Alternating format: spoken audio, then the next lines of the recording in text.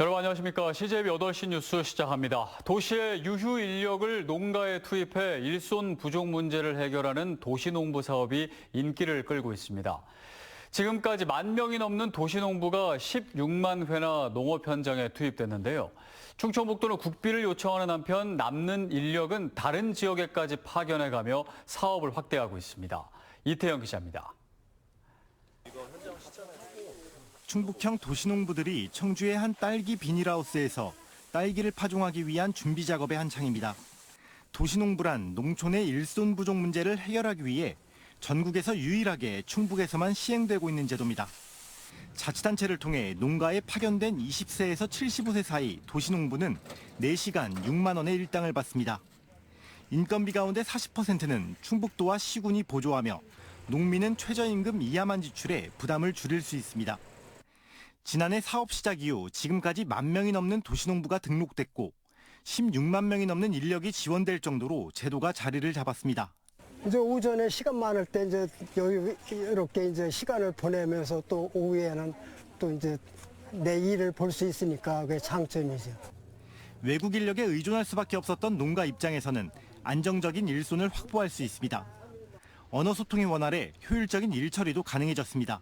농가 입장에서는 일이 밀렸다가 고양이 손이라도 필요할 그런 시점이 분명히 필요한데 그때마다 막힌 혀를 뚫어주듯이 도시농부님들이 이제 도와주시면 일이 탁탁 이제 끝나고 이제 진행이 되는데 도시농부 제도가 예상보다 빨리 정착한 가운데 충북도는 사업을 더 확대할 방침입니다. 먼저 시군의 적극적인 참여를 유도하기 위해 재정 부담 비율을 높이고 나아가서는 국비 지원을 받아 전국적인 사업으로 이어질 수 있도록 건의할 계획입니다. 도시농부나 그 도시농부 참여하시는 분들의 자격 요건을 좀 완화해가지고 더 많은 사람들이 일자리에 참여할 수 있도록 그렇게 준비를 하려고 하고 있습니다. 한편 충북도는 도시농부 사업에 참여자가 많아짐에 따라 올해 겨울에는 도시농부 중 남는 인력 200명을 제주도에 파견해 감귤 선별 포장 등의 작업을 지원한다고 밝혔습니다. CJB 이태현입니다. 환경부가 상수원 관리 규칙을 개정하면서 청남대뿐만 아니라 노후화된 청주시 청소년 수련원의 증개축은 물론 신축까지 가능해졌습니다. 청남대와 청소년 수련원의 연계 관광을 통한 활성화가 기대되고 있는 겁니다. 청주시는 수련원을 새롭게 단장해 청소년을 비롯한 시민의 휴식 공간으로 만들 계획을 세우고 있는데 충청북도의 예산 협조가 필수적입니다. 이민아 기자입니다. 청주시 청소년 수련원, 탁 트인 대청호와 산속에 자리 잡고 있어 빼어난 풍광을 자랑하지만 시설은 낙후된 지 오래입니다. 페인트 칠이 벗겨진 건물은 검게 변색됐고 음산한 분위기를 자아냅니다. 청주시에서 유일하게 숙박이 가능한 청소년 수련 시설이지만 지어진 지 26년이나 지났습니다. 오래되다 보니까 누수 문제가 좀 있어서 그런 문제가 있고요. 그게 아니라면 이제 화장실 문제 관련해서 그동안 시설 보수가 필요했지만 문이면 지역이 상수원 보호구역으로 묶여있는 탓에 증개축조차 불가능했습니다. 때마침 환경부가 상수원 관리 규칙을 개정하면서 청남대뿐만 아니라 청소년 수련원도 새 단장을 할 수 있는 기회가 생겼습니다. 청주시는 청소년 수련원을 신축하는 방향으로 가닥을 잡고 있습니다. 문제는 수백억 원의 신축 예산입니다. 청주시는 충청북도의 예산 협조를 통해 청소년 수련원 신축을 위한 중장기 계획을 세워나갈 방침입니다. 다른 청소년 수련 시설 같은 경우에도 보면은 그래서 이제 도에서 80% 지원을 받고 시비 부담을 해서 이제 추진을 했던 사업인데요. 청소년 수련원 신축 사업이 완료되면 청남대 개발과 맞물려 늘어날 수학여행 등 체류 관광객 유치에도 효과적입니다. 청주시 청소년 수련원 신축에 법적 걸림돌이 사라진 가운데 과연 충청북도가 예산 분담에 협조적일지 관심이 모아지고 있습니다. CJB 이민아입니다. 트로트 신인 가수의 등용문 28회 제천 박달가요제가 하루 앞으로 다가왔습니다.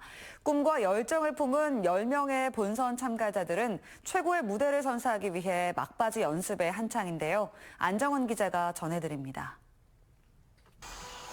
6년차 소방관인 서희철 참가자는 최근 어릴 적 꿈을 다시 꺼내들었습니다. 초등학생 때 아버지가 쓰러지시면서 가수의 꿈을 묻어두고만 있었는데 아내의 응원으로 용기를 낸 겁니다. 본선을 앞두고 아버지가 돌아가시면서 직접 무대를 보여드릴 순 없게 됐지만 부모님을 생각하며 첫 무대에 최선을 다할 생각입니다. 하늘에 계신 아버지가 잘 들을 수 있게 힘차게 노래를 불러볼 생각이고 또 이 노래가 다른 사람들에게 좀 힘을 주는 노래다 보니까 21년 동안 병간호를 하신 저희 어머니에게도 오직 제천 박달가요제 무대에 서기 위해 일본에서 날아온 참가자도 있습니다. 남편을 따라 일본으로 이민 간 지 16년. 지금이 아니면 평생 후회할 것 같아 심장이 뛰는 일에 과감하게 도전했습니다. 세포들이 음악 들으면 막 팡팡팡팡 뛰고 이 열정을 더 이상은 참기가 어려워서 이번에는 정말 기회를 놓치면 너무 후회할 것 같아서 나오게 됐습니다. 올해 제천 박달가요제 200명의 예선 참가자 중 본선 티켓을 거머쥔 사람은 단 10명. 하루 앞으로 다가온 꿈의 무대를 위해 막바지 연습에 한창입니다. 28회 제천 박달가요제가 내일 저녁 7시 30분 이곳 제천 비행장에서 화려한 막을 올립니다. 지난 1997년 첫 발을 내디딘 제천 박달가요제가 지금까지 배출한 가수는 135명에 이릅니다. 명실상부 트로트 신인 가수의 등용문으로 자리매김하고 있습니다. 그간 우리 28년 동안 참 많은 노력을 했고 그래서 우리 박달가요제가 참 전국에서 제일 가는 유수한 그 가요제로 지금 성장했습니다.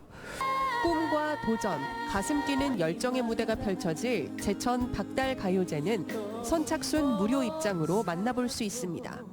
CJB 안정은입니다. 장애 정도가 심한 발달 장애인들은 갑작스러운 자해나 다른 사람을 다치게 하는 도전적 행동이 일어날 수 있는데요. 인공지능 기술이 이런 행동을 분석해 빠르게 대처하고 도전적 행동도 줄일 수 있게 됐습니다.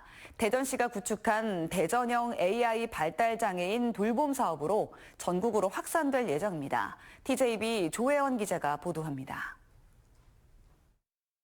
최중증 발달장애인 A씨.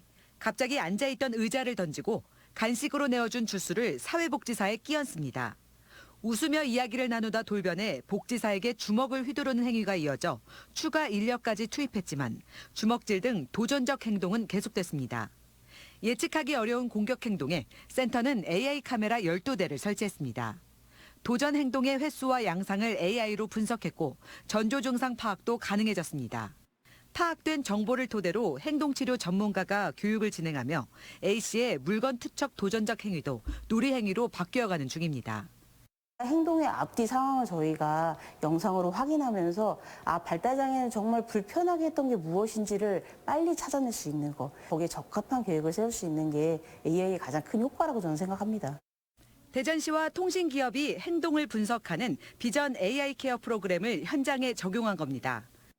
발달장애인 분들의 도전 행동, 타인의 자해 행동 기록을 AI가 자동으로 영상을 보면서 해드립니다. 관리에서 끝났던 문제를 전체적으로 이제 개선하는 방향으로. 이 정보를 토대로 하반기부터 카이스트 출신의 스타트업 기업이 만든 발달장애인의 심리 안정을 책임지는 스마트 조끼를 도입해 생체 정보를 통한 도전적 행동의 전조 증상을 분석해 대응할 계획입니다. 심박이나 호흡수가 빨라진다든지 체온이 올라간다든지 이런 여러 가지 사전 징후를 저희가 먼저 파악해서 이제 이분이 도전 행동을 일으킬 것인지 아닌지에 대한 판단까지. AI 분석과 생체 정보를 수집하는 조끼 착용을 결합한 발달장애인의 도전적 행동에 대한 대전형 지원 사업은 올해까지 실증을 거친 뒤 전국으로 확산할 계획입니다. TJB 조혜원입니다. 국민권익위가 이해충돌 방지법 위반 의혹을 받고 있는 A 도의원에 대해 징계 처분을 권고했습니다. A 도의원은 배우자가 운영하는 기획사를 통해 도내 학교 등과 수의 계약을 진행했다는 비위 의혹을 받고 있으며 권익위는 최근 도의회에 징계와 과태료 처분 의견을 공문으로 전달했습니다. 12대 임기 시작 이후 지역 공공기관과 11차례에 걸쳐 총액 100만 원 상당의 수의 계약을 체결한 A 도의원은 당선 이전 거래해오던 학교들의 부탁을 거절하지 못해 벌어진 일이라고 해명한 바 있습니다. 올해 충북대 의대 신입생 10명 가운데 8명이 N수생인 것으로 나타났습니다. 더불어민주당 김문수 의원이 교육부로부터 받은 2024년 전국 39개 의대 신입생 현황에 따르면 충북대 의대 신입생 N수생 비율이 79.6%로 전국 39개 의대 가운데 N수생 비율이 가장 높았습니다. 다음은 이화여대 78.9%, 계명대 76.5%, 고신대 72.2% 순입니다. N수생 비율은 비수도권 의대가 58.6%로 수도권 의대보다 높았는데 이는 수시 내신 경쟁이 치열한 수도권 학생들이 N수를 통해 전국 단위로 선발하는 수시와 정시에 상당수 합격했기 때문으로 추정됩니다. 충청북도가 7조 5,634억 원 규모의 2차 추가 경정 예산안을 도의회에 제출했습니다. 도는 사회적 취약계층 복지체계 강화를 위해 110억 원, 관광 인프라 조성에 138억 원 등의 예산을 편성했다고 밝혔습니다. 또 오송역 서나부지 휴게공간 조성 사업과 충북 콘텐츠 기업 지원센터 건립, 지역사랑 상품권 발행 추가 지원 사업 등도 이번 예산안에 포함됐습니다. 추경안은 420회 도의회 임시회 의결을 거쳐 확정됩니다. 충청북도 교육청은 3조 7,952억 원 규모의 2024년도 제2회 추가 경정 예산안을 편성해 충청북도 의회에 제출했다고 밝혔습니다. 이회 추경은 기정 예산보다 1.55%인 579억 원을 증액한 규모입니다. 증액한 세출 예산은 학력 제고와 직업교육 활성화, 에듀테크 인프라 구축, 안전한 교육 환경 구축에 필요한 사업에 투입합니다. 온라인 뱅킹이 상용화되면서 충북 지역 은행 ATM, 즉 현금 자동 지급기가 급감하고 있는 것으로 나타났습니다. 국민의힘 강민국 의원실에 따르면 지난 2018년부터 올해 6월까지 철수한 도내 ATM은 354대로 연간 50대 이상이 사라지고 있습니다. 이처럼 ATM이 사라지는 것은 온라인 뱅킹이 보편화되고 입출금 수수료 면책 등으로 ATM 설치 운영에 따른 수익이 줄고 있는 데 따른 것입니다. 청주 원도심 골목길 축제 여름 성안 이즈백이 오는 31일부터 이틀 동안 청주시 성안길 일원에서 열립니다. 이번 축제에는 2000년대 초반 문화를 재현한 성안길을 배경으로 디스크쇼와 X세대 패션 등 다양한 추억 소환 체험과 공연 행사가 진행됩니다. 원도심 골목길 축제는 청주시 원도심 활성화 사업의 하나로 지난해부터 시작됐습니다. 충주 여자중학교가 47회 대통령상 전국 탐금대 가야금 경연대회에서 중등부 중주부문 대상을 수상했습니다. 수상자는 충주여중 가야금 동아리 너나들이로 방과후 수업과 자유악기 음악 수업 등을 통해 가야금 실력을 키워온 것으로 전해졌습니다. 충주여중은 지난해 충주학생 가야금 경연대회 중등부에서 합주부문 최우수상과 독주부문 장려상을 수상하기도 했습니다.